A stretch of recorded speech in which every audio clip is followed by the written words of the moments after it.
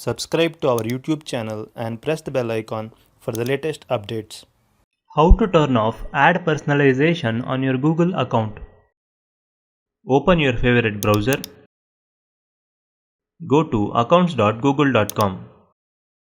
In the left sidebar, click on Data Privacy. Scroll down.